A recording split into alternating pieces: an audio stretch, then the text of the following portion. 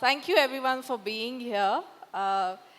So Alka ji, let's just get right into it. So your book, which is The Nayika and Kama, She Takes Her Pleasure, is a collection of 4 books on Kama. So can you tell me a bit about how this collection came into being and why it is important right now? So a very good afternoon to all of you. I'm delighted to see lots of young people because this is a subject which is really taboo in our country, and we are the originators of it all in many ways, like many ancient civilizations. I'm delighted to be in conversation with Radhika Iyengar, a feisty young journalist and author, and I hope we are going to have a spirited conversation as we move along. You asked me how did I come about doing all these 4 books. It really goes back to my doctoral work, which was a very interesting work which I started more than 30 years ago. I'm a trained art historian, and my PhD was on an image of Shiva, which is called the Ardha Nari Ishwara, the Lord who is half woman. And I turned my doctoral work into a book, which is very, very relevant today, particularly in the times of LGBTQ+, because it talks of androgeneity, it talks of same-sex, it talks of a lot of things. And after that, I was commissioned in 2000 by Rowley Books to do a book on Indian erotica.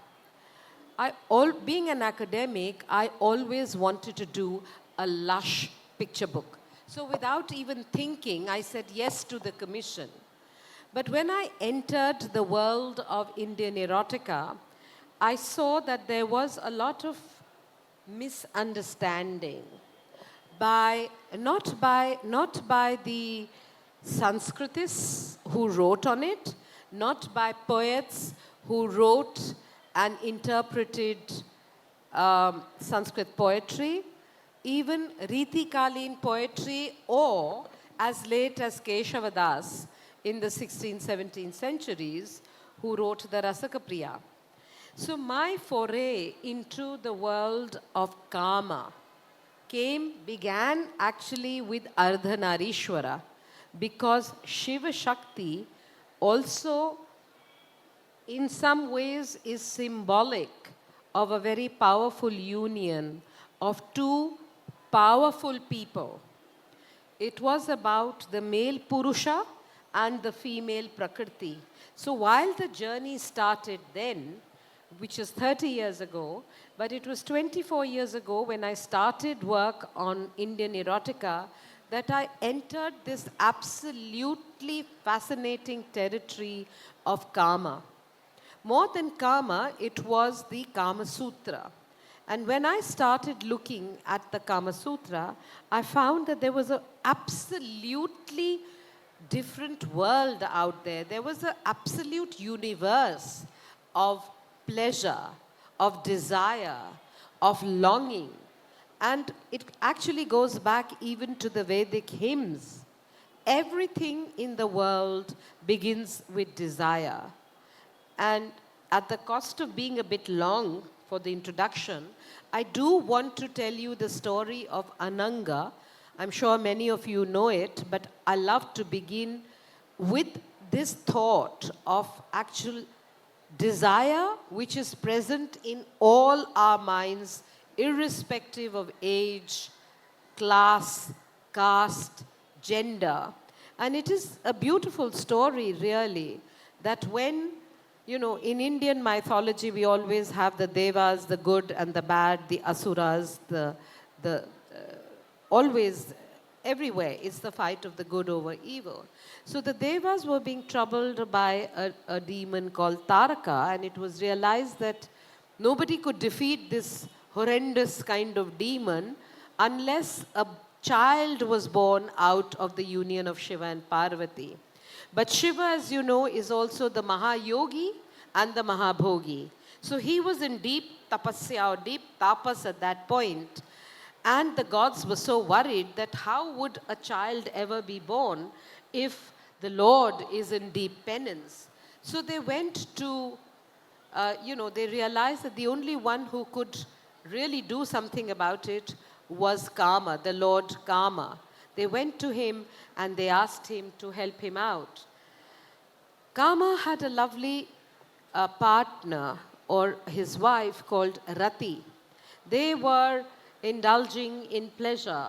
And when the gods approached him, Rati said, "Why are you disturbing our beautiful love play? Why are you taking my husband away from me?" And when the whole situation was explained, Kama went, he created the great basant, the breeze, fragrance in the air. Shiva opened his third eye. He was enraged and he burnt Kama to ashes. So there went Kama, and there Rati was desolate. She goes to Shiva and says, "What have you done? Do you know you've taken away my most beloved husband from me, with whom I have nothing but great vilas, great pleasure?" And explained the reason why Kama was sent to break his penance. When Shiva heard this, he said, "I wish somebody had come and told me, but I can't do anything about it." However, Kama will now live as Ananga or Atanu, one without a body. But he will always live in the minds of people. Thus, Kama is very much part of everyone. And if you begin the Kama Sutra, you begin with the 4 pillars of the Purusharths, which is Dharma, Artha, Kama, and Moksha. And it is said that till there is no judicious balance amongst these 4 pillars, there is no beauty of life. So Kama is very, very important. And the more I started reading, writing about the Kama Sutra, I did a major exhibition in Paris in 2014 on the spiritual and the erotic on the Kama Sutra, where, be they paintings, sculptures, prints, cinema, you find some aspect of Kama present. And then when my publisher Ravi Singh of Speaking Tiger asked me to do a little set, it was actually like pillow books, little sets of books, and there are 4 of them. Because when I started reading a lot more about Kama, you also see that Kama was very much, when you look at miniature paintings, you see a lot of it outdoors. So there is one Kama al fresco, which is outdoors. There is Kama and adultery, which is very much, adultery is very much part of our lives. There's one Kama and the Nayika, and then Kama and Yoga. Because with the Yoga, when you look at the second book of the Kama Sutra, which is about sexual positions, if you kind of start looking at them, there was a big encyclopedia of Kama and of the Yoga Sutras done by a French publisher called Albert Michel. They came and asked me if I would write about Yoga and Kama Sutra. So that opened a new world for me. And a small little book has come out on that as well. So this is the broad canvas and the journey of how the 4 books have come into being. Yeah. Wow, that sounds quite fascinating. And I remember when, one of the talks, when you were giving about the collection, you said that this is something that is still considered quite taboo in our country when it comes to erotic art. Can you talk, despite this, you engaged with the artwork. So can you tell us why? Well, I don't know. I just feel more and more validated about my comments. I don't know how many of you have seen OMG2. Oh, very few people. So, last year, I was recommended this movie OMG2 because of the acting, and I said, no, I can't bear to watch another movie by Akshay Kumar. So they said, no, Pankaj Tripathi is there. And they said it's about sex education.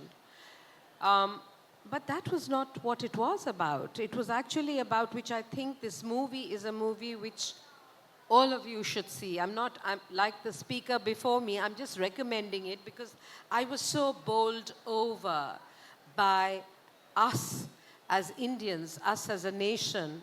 We are really quite developed and evolved in every way, particularly in thinking. This is about masturbation, about a young boy coming of age. It's about masturbation. And he's a child of a temple priest in none other than the holy city of Ujjain.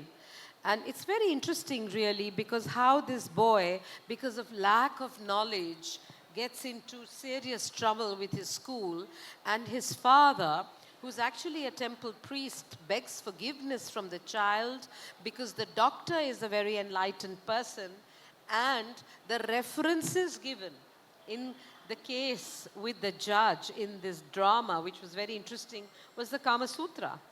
And what it really implied was, and I don't want to keep going back into the wonder that was India, or India of the past, hagiographies on India, but it was very true that the ancients were a very inclusive lot. Whether you look at our temple sculptures, whether you look at the pleasure albums, whether you read Sanskrit poetry, whether you read Bhartrihari or you read Hala, maybe it's a male gaze, but there is so much inclusion of the feminine, of gender balance, and also of the desires and what the woman wants. Maybe there's a male perspective, but the fact is that the ancient males were also more enlightened and were thinking about the other, which is the women. So the thing is that as we developed and as we became more and more organized, people love to say it was the Mughals who really ruined it all, but I don't think that's the case.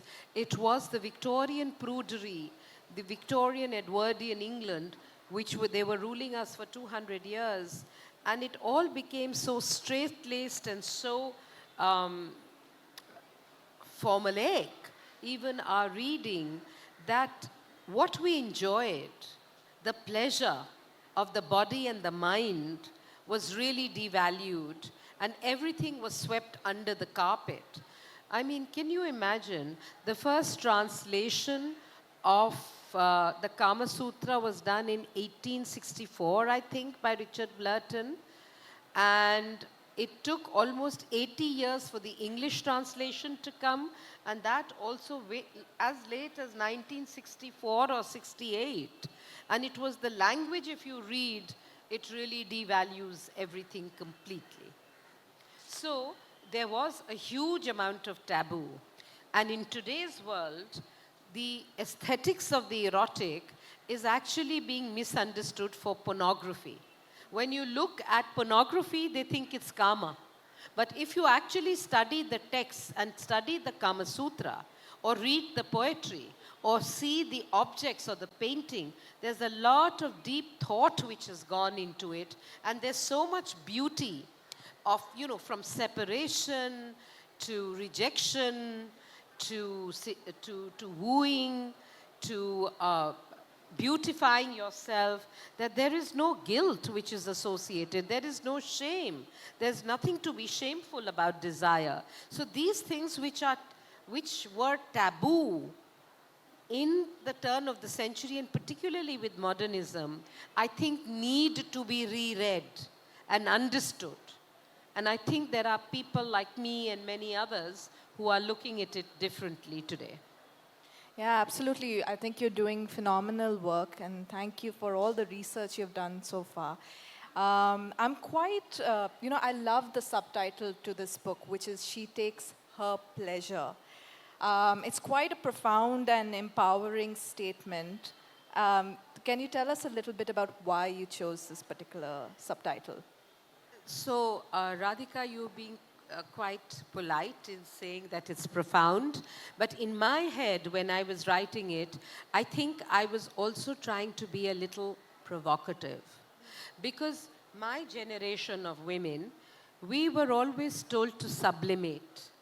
When I see my daughter and I see her talking or responding to what I'm saying, you know, and a lot of young people today, they are not being told what to do. If you tell them anything, they'll say, don't body shame us. Don't invade our space. We were not told all that. We never had those privileges. We were just told sublimate, be subservient. You know, there was so much male patriarchy in North India where I was growing up that we were just made to feel, in some ways, if I may be allowed to use that politically incorrect word, inferior and unequal to the powerful male, which it isn't. Because I definitely believe that there has to be, in any relationship, some semblance of respect, of equality. But in my generation, we were always, you know, patted down.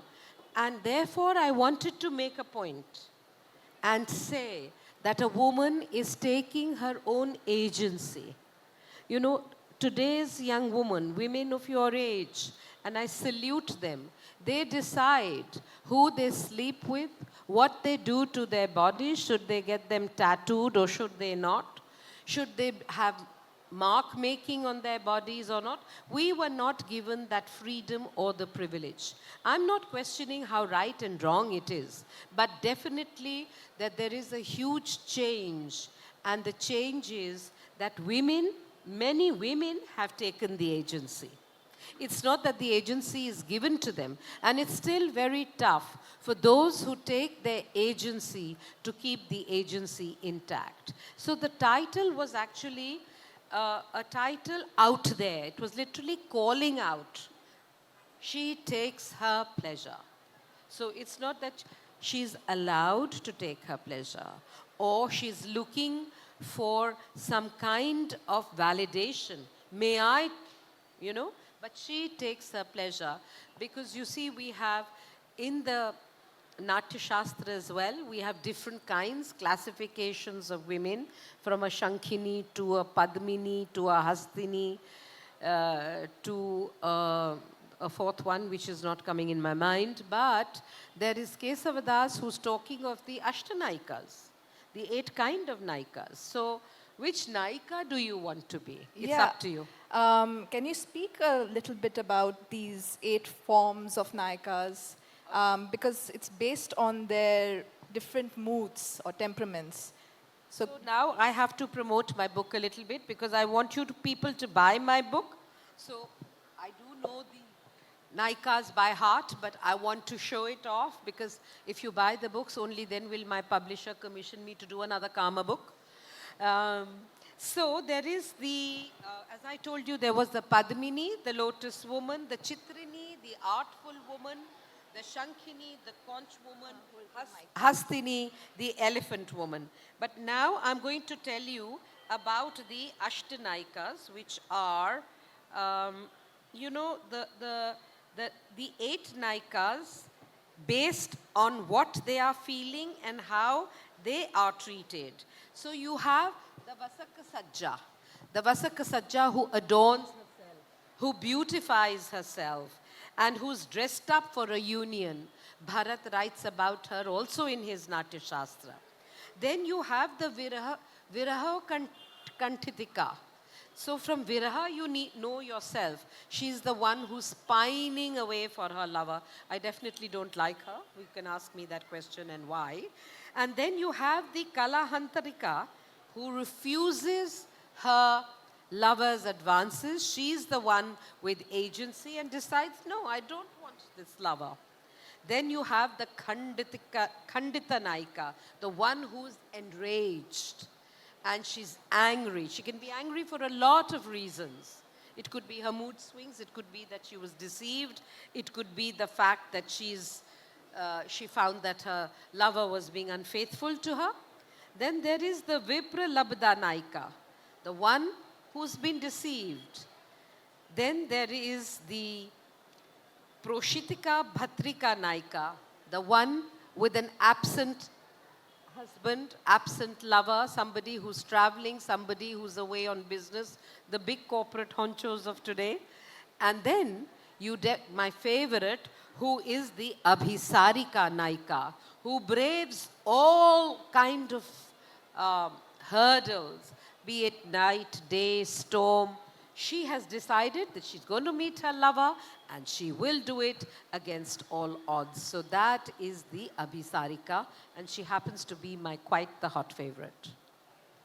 Yeah, mine too. But you also mentioned the one you don't like. Would you want to talk about that, or should we move forward? Of course, I can talk about her, and let me see if I want to. Because she's pining for her lover. Yeah. So Why should any woman be pining for her lover? There are so many things to be done. There are so many.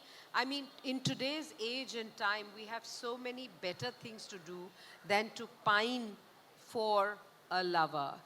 I love the men. They are so important in our lives. And they are very, very important. They are also seed givers. What would we do without them? But if they become problematic, then they become really unnecessary, don't you think? There are, I'm not saying that become promiscuous, but there are many more fishes to fry. And if it's not a man, you can have another passion in your life and do something else. true. So I do not like the pining one. Yeah. I agree with you there. Let's talk about your curatorial process, because you have gone through so many artworks and you have dedicated years and years of research to this. So can you speak a bit about that? How did you select the artworks? A process behind that? You know, that was quite a task. And to be honest, I think both the writing on karma and the curation on karma will be for me a work in progress. Because the more I see, the more I discover. You know, for example, I was curating a show just now on tribal art. And I found a tree of life made by this young tribal artist, a Mandavi artist, who's showing a lot of sambhog or sexual union in the tree between animals. So I rang her up and I wanted to understand, and she's a young girl. I said, the tree is lovely, but to see two monkeys, to see two birds, making love and doing all that. So, she was very matter-of-factly. She tells me, but we learned a lot about sex by watching animals, And then I found a beautiful painting done by another tribal artist on two serpents, sambhog, between serpents. Now, I had not seen this kind of visual language before. So when you are asking me about my curatorial process, I can say that yes, there is a meta-narrative. I've begun with the most ancient, with the one which was first found, some terracotta seals, and I come down to contemporary times.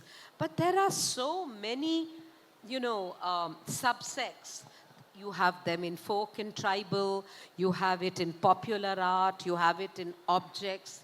And the more I travel in my country, there is so much erotic literature in Bhakti, in Bengal. Now, I don't know, India is a country of so many official languages, more than 22 official languages, which you have on the note. If you start reading all these languages, you come to see how much of literature there is. Literature is always associated with image. So image and text go hand in hand. And the more I delve into it, the more I discover. But definitely to answer your question, the curatorial framework begins from the 3rd century BC and is still continuing because contemporary artists are still making erotic work.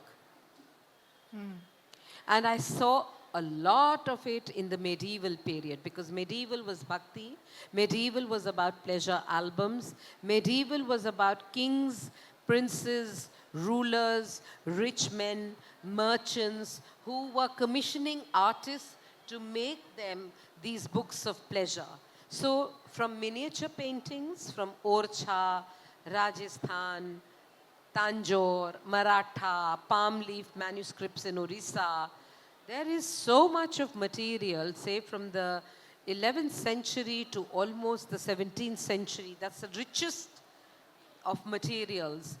Nath Dwara school. I mean, some are refined, some are rustic, some are beautiful, but there is lots of it, right from nutcrackers to objects to, you know, even these things with which you put color.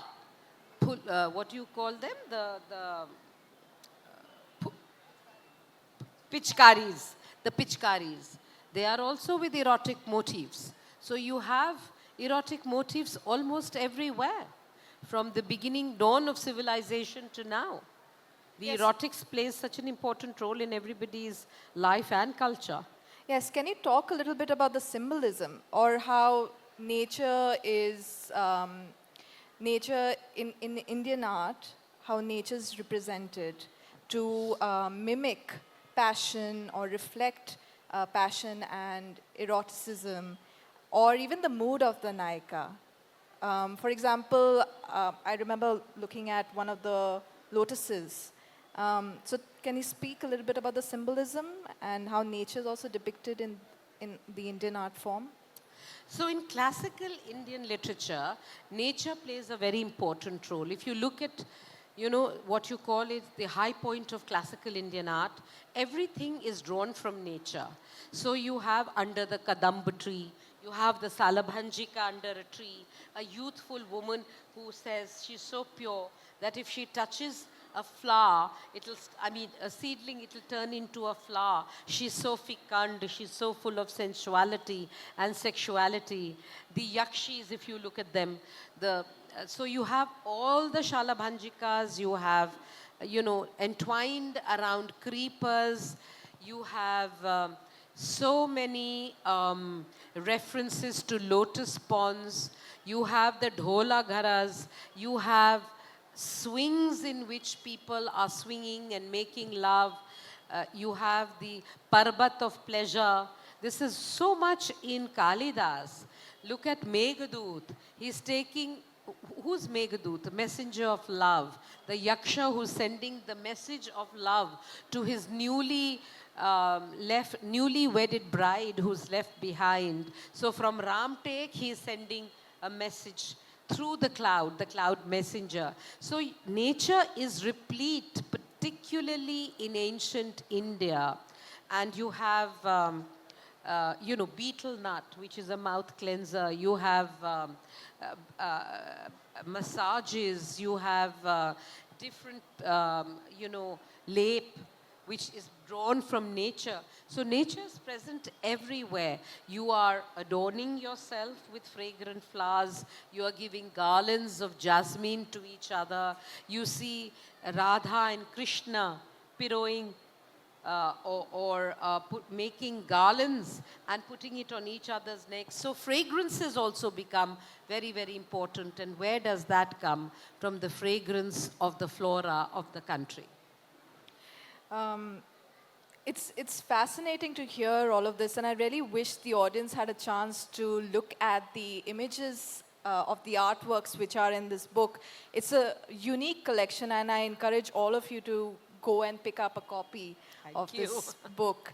But I wanted to know about, is there any fascinating backstory to any of the artworks that you came across while you were doing your research?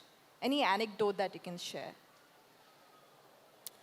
Well, you know, the anecdotes is actually in my head. And when I see this, you know, this is a very interesting chariot from Tamil Nadu.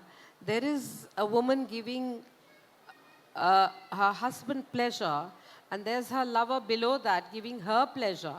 So it was very, very, I mean, I couldn't for a moment understand the, you know, the expanse of the imagination of the artist. I mean, what a clever person it was. So there are lots of images which are very thoughtful and thought-provoking. And if you look at not just the book, but if you look at a lot of objects which have erotic imagery on it, they are very, very thought-provoking. Okay, and what about the, so in couple of the artworks that I was perusing, I found that there are also instruments like the tambourine. Yeah. So the Nayika is playing an instrument while she's making love to her lover, or she's playing the tambourine or a sitar, and or she's even wielding an arrow while making love in the forest. So what do these instruments signify? To a large extent, it also shows the creative imagination of the artist, what is going on in their heads. And you see a lot of that in Rajasthan, in the Rajasthani miniatures, more than in the Pahadi miniatures. So you also see regional variations. The Nayikas are different in Rajasthan. They look different in the Pahadi miniatures. In the Deccani miniatures, they look different. In the folk and tribal, they are very different. So there are regional variations also. So in the Rajasthani thing, it's about valor, So there's somebody is in a hunting game and is making love. So there is a bow and arrow there, and they've used elements of that. But, the music and dance is the Devakala.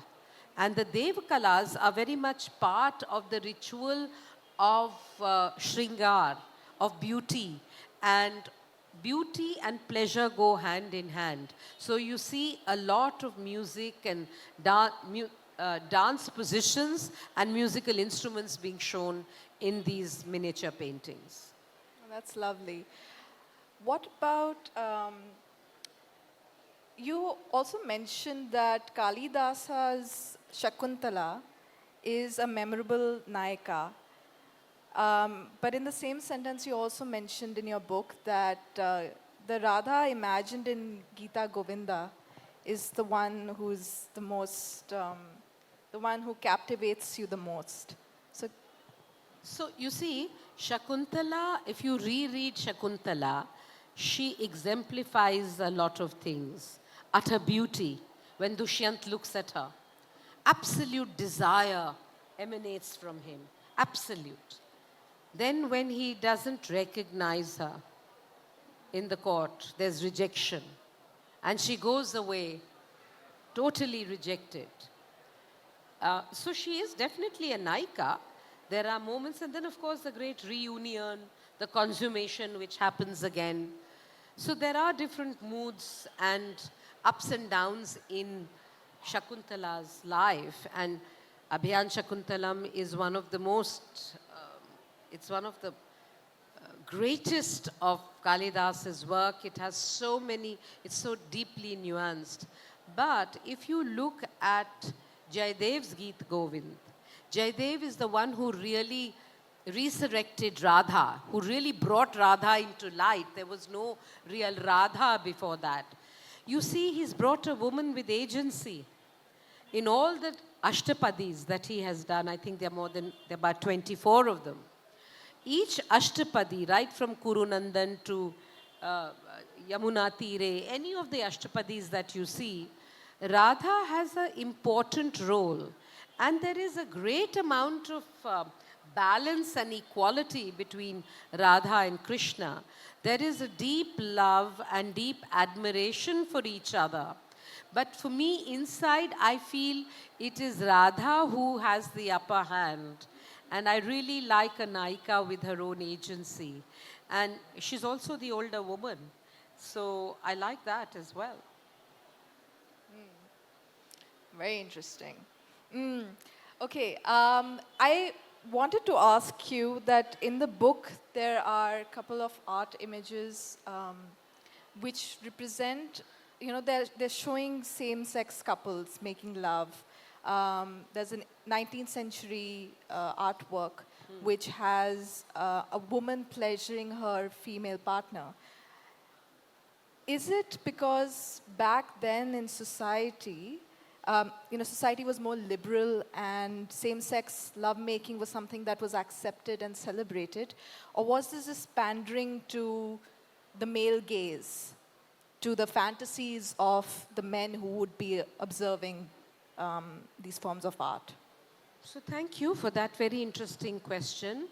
I'm only going to give you my interpretation. I'm not going to be, dissecting it or critiquing it and looking at other theoretical discourses. But from my own readings, what I've seen from ancient literature to present times, I would definitely say that the ancients were far more inclusive.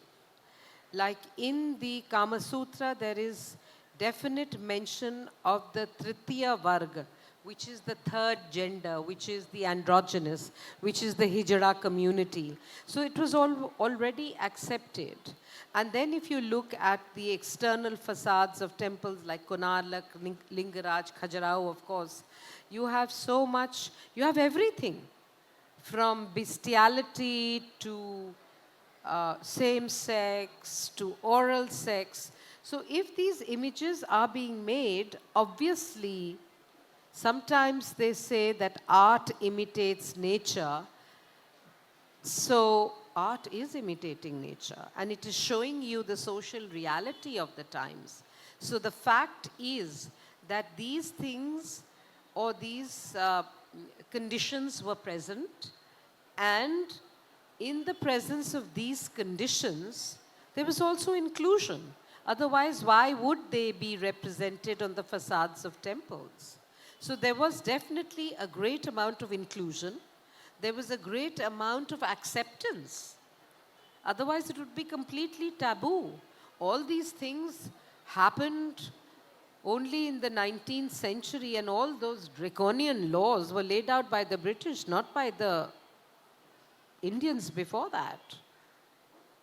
And they have to fight it more there. We are more accepting. We even call homosexuality a Nawabi interest, It's always accepted in India. We are very, very, I think in the 20th century, we've become a bit inflexible, but before that, we were very accepting. Yeah, I agree with that. So Dr. Pandey, I think now we can open the floor for the audience questions. But thank you so much for this very engaging and insightful conversation. Can we take, if anyone wants to ask questions, please raise your hand and we'll bring the mic to you.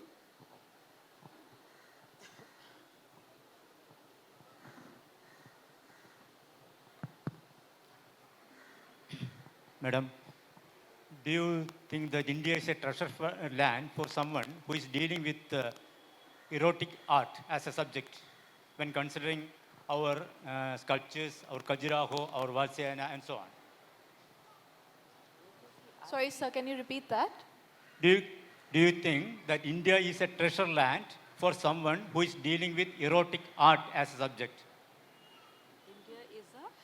Do you think whether India is a pleasure land? Treasure land. Treasure land. Of course, India is a treasure land, for sure. I believe in that. It is very, very inspirational. But how many people, it's the public, right? How many of them are going to accept it? India has the greatest amount of inspiration for the world looks at us. When you look at the aesthetics of the erotic, you look at the Shunga books of pleasure, the Japanese. You look at the Chinese erotica. You look at Western erotica. And you look at Indian erotica. We are definitely most refined, most developed in our thinking. But the public, I think, has become a little less accepting. And that is why you have the need for films like OMG2.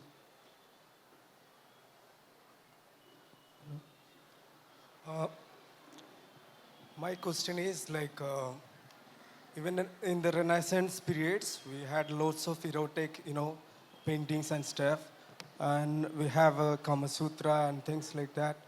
But when it comes to, even the social media, this era, we have lots of restrictions like, censorship.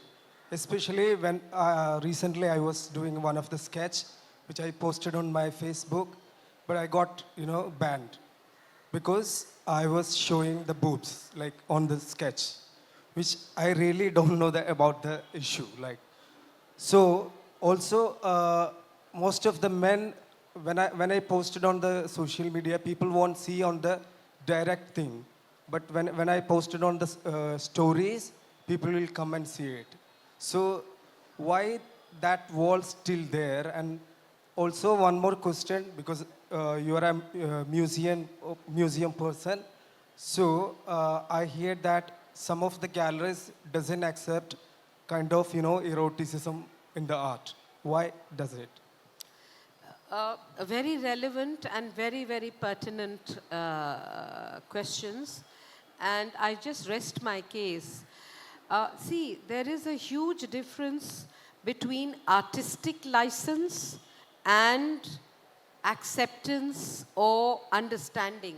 If you see whether you are doing boobs or vaginas or anything, if you do it in the West, nobody's going to ban you. Because that's the artistic license.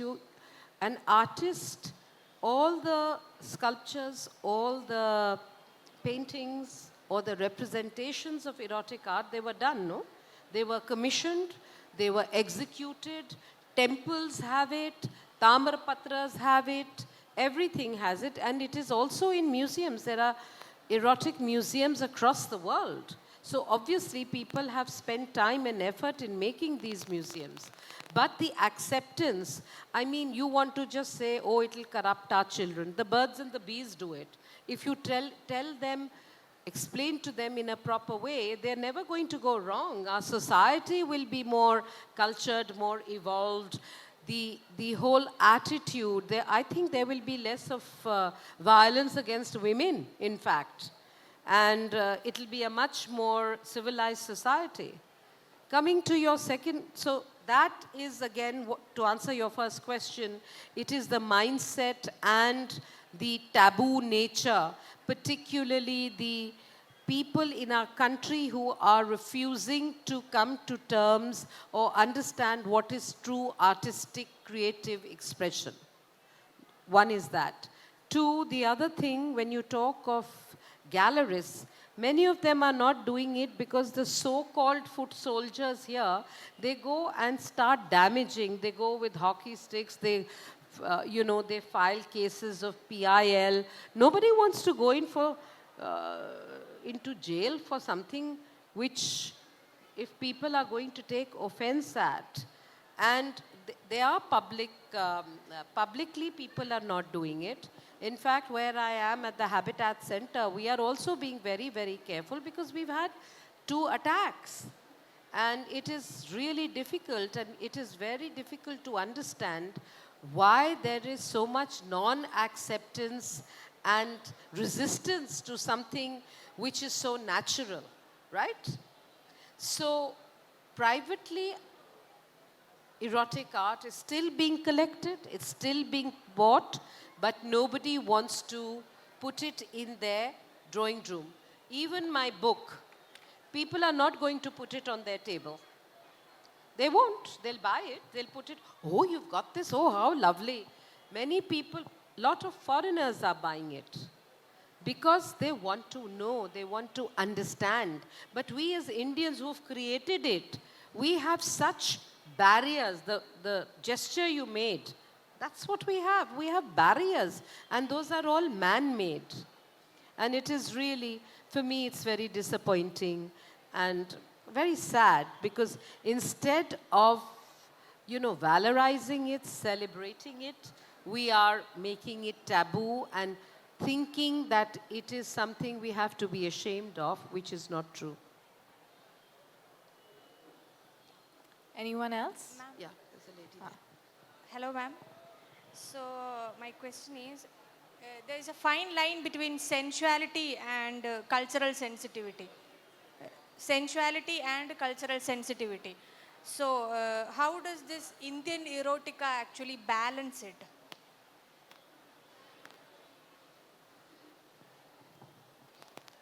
Now that's quite a question. Let me digest first what you've said. So sensuality is something can be sensual without being overtly sexual, right? You can have a very luscious, pulpy leaf. It can look very sensual, but it need not be erotic. So there is, you don't need to, it's indirect. If a thing is indirect, abstract, and not graphic, there's no problem. But if you are showing something graphic, then there is a problem, right? Then people say, this is corrupting, this is inflaming the senses, this is doing something wrong. You become judgmental over it. But my thing is that why do we have to be judgmental about everything? Why can't we live and let live? You don't like it, you reject it, you move on. But then you want to become a policeman and be the moral guardian of a community, of a society, of a nation. What can you do? So this is a problem we have. There is a dichotomy between the two.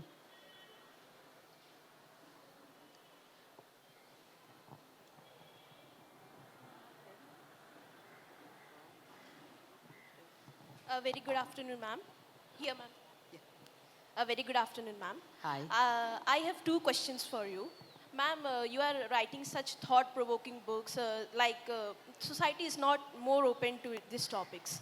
Ma'am, I just want to ask you that, being a female, how did you manage to take these topics? Sometimes we see the resistance outside we can fight, but the resistance comes in our own family that is more difficult to break. So, ma'am, what are your challenges? And being a female, how did you fight it, ma'am? Well, you are very right.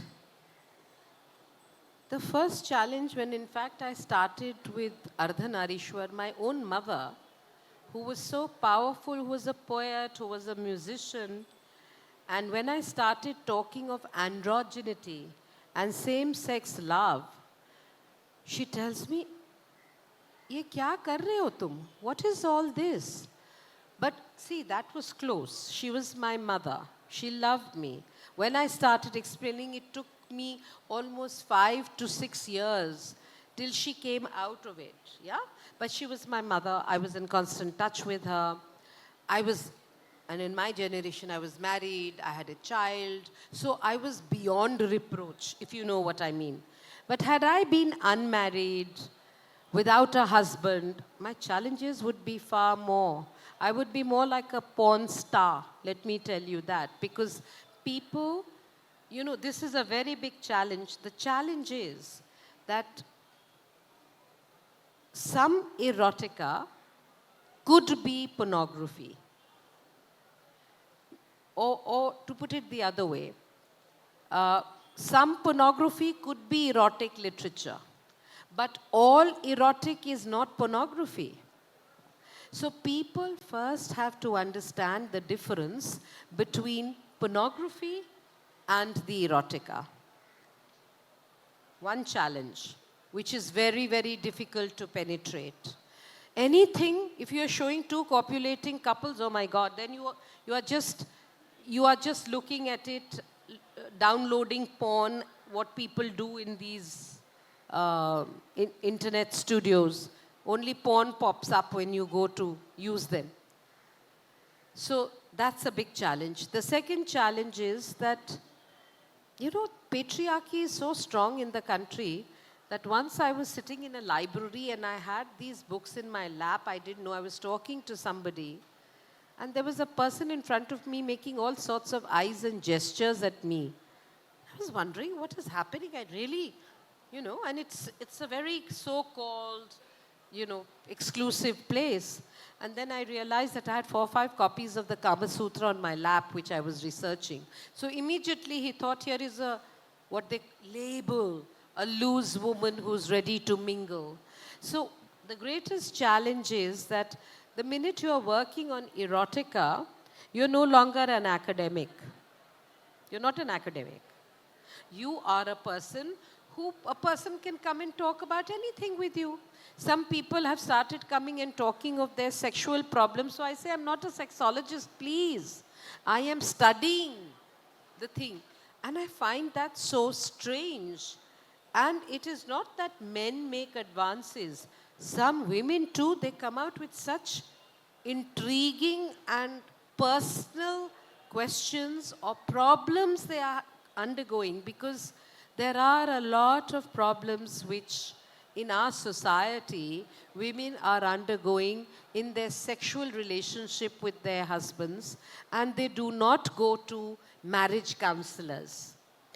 So they are coming to me and thinking I'm a sex expert giving counseling on how to have sex. So basically it comes from lack of knowledge, but definitely there are a lot of challenges. And the fact is, the minute I crossed 60, which I have, I became fearless. Now I'm beyond gender. I don't care, I can talk to anybody. But when you are young, the challenges are enormous, because when I started my study, I was very young, and believe you me, I've had all kinds, not only questions being asked, people not talking to me, people saying, "Arey, ye to sex pe likhti hai." Not understanding, sex definitely is part of it, and really some people stopped talking to me. But when my books and when I did this big show in Paris, then, I did see some of them, but I didn't want to talk to them back. Not that I'm a confrontationist, I just let it be, but it was never the same. But there are a lot of challenges. Anything, wherever you are working with taboo, there's a challenge. And I think those very challenges made me stronger. And I decided that I'm going to take on the challenge. And I'm glad I did it. But not easy. Not easy. So much, ma'am, for your insights. Yeah. So if you are doing something like that, or you're in the path, just have faith in yourself and have, just be honest and have integrity to your work. It will, whether 1 million copies are sold or not, but you will be able to, you'll be very enriched, let me tell you. You will be 1 million times richer. That's the thing. There's a gentleman over there. After that. Yeah. But, okay, we'll make sure you get the mic. Madam, how could a sign like Valshana script the trend of pedophilia some 2000 years ago in Kama Shastra? The taboo issue of pedophilia was broadly discussed by a saint like Valshana some 2000 years ago. How could he do it? And my second question is regarding the most compliance rights. Sorry, sir, may I request you to hold the mic closer to your mouth so we can hear you? Thank you. Sir, how could Valshana, the saint, explain on pedophilia some 2000 years ago in such a taboo period? And my second part is, the most sex-centric psychologist, Sigmund Freud, was attacked for confining the entire human life to the bedroom. He's the desire guru psychologist. So why he is attacked by all critics, even in the West, attacked Sigmund Freud. They say that he confined the entire human life to the bedroom. What is your take on it?